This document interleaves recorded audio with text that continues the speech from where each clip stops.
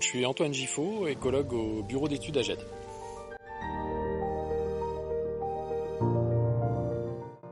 Alors je suis écologue, donc c'est un métier qui consiste à faire des suivis écologiques et proposer des mesures d'accompagnement dans le cadre de projets et de mesures réglementaires.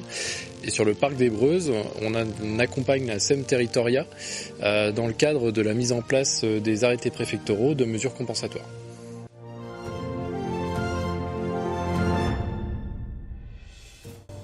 La biodiversité dans le cadre de la ZAC des Breuses a été renforcée grâce à la mise en place des mesures compensatoires réglementaires, mais également des mesures qui vont plus loin que ce qui a été défini dans les mesures compensatoires.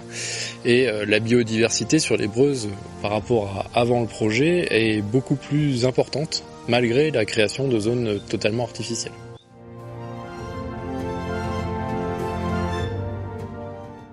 Dans le cadre de la création de la ZAC, le bureau d'études AGED a accompagné la SEM Territoria afin que le projet de création et des zones totalement urbaines puisse avoir une part qui permette à la biodiversité et aux zones naturelles de s'intégrer. Et ce qui a permis d'aménager des espaces tout en respectant les contraintes de l'arrêté préfectoral.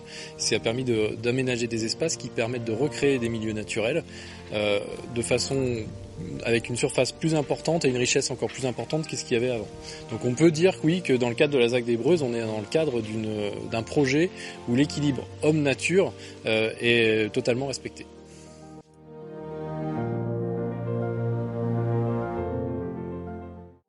Cette année, on a eu une très grande réussite par rapport à un déplacement de substrat, c'est-à-dire qu'on a déplacé de la terre sur laquelle on avait des espèces emblématiques et protégées.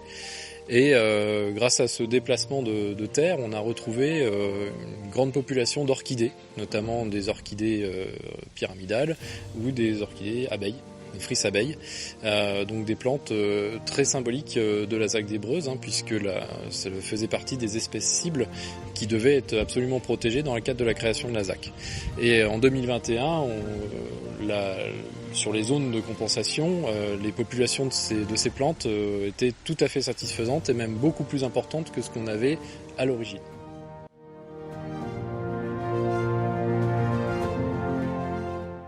Les espèces marquantes du parc sont en grande majorité des espèces végétales, avec les orchidées dont on a déjà parlé, l'orchis abeille et l'orchis pyramidale, et puis aussi des espèces faunistiques avec les lézards, notamment une belle population de lézards auxquels le projet d'aménagement a fait une large place, puisque des zones refuges et des zones d'accueil ont été mis en place en lisière de certains boisements et dans de nombreuses zones sur le site. Voilà. Et puis évidemment, on va y retrouver une grande richesse au niveau des oiseaux. Et cette richesse ne peut que se renforcer du fait de la plantation de nombreux arbres dans le cadre du projet d'aménagement.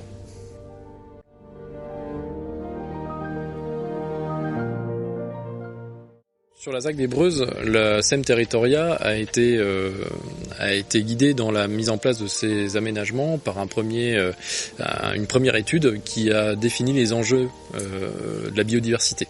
À la suite de cette étude, plusieurs arrêtés préfectoraux ont été pris afin de préserver la flore et la faune protégée sur le site dans le cadre du projet d'aménagement.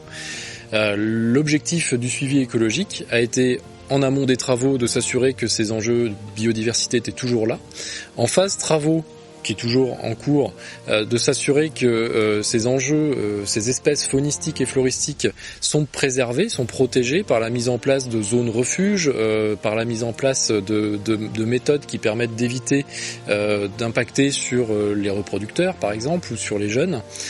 Et puis ensuite, ce qu'on appelle en phase d'exploitation, c'est-à-dire une fois que les travaux sont terminés sur les zones de compensation pendant plusieurs années, pendant 5 ans, va avoir lieu un suivi scientifique, un suivi naturaliste, afin de s'assurer que les espèces qui étaient ciblées dans les mesures sont toujours présentes et de quelle manière. Ça permet non seulement d'être sûr que la biodiversité s'est bien réinstallée, ce qui est pour le moment le cas pour les premières observations, puisque les premières zones de compensation ont maintenant bientôt 3 ans, ont 3 ans. Et ensuite, si on s'aperçoit que la biodiversité a du mal à se réinstaller pour certaines espèces, on peut toujours mettre en place de nouvelles mesures d'aménagement ou de gestion afin que ces espèces puissent s'exprimer. Ce qui n'est pas le cas aujourd'hui, puisque toutes les espèces dont nous inquiétions avant les travaux, eh bien se sont réinstallées et on les retrouve de façon très importante.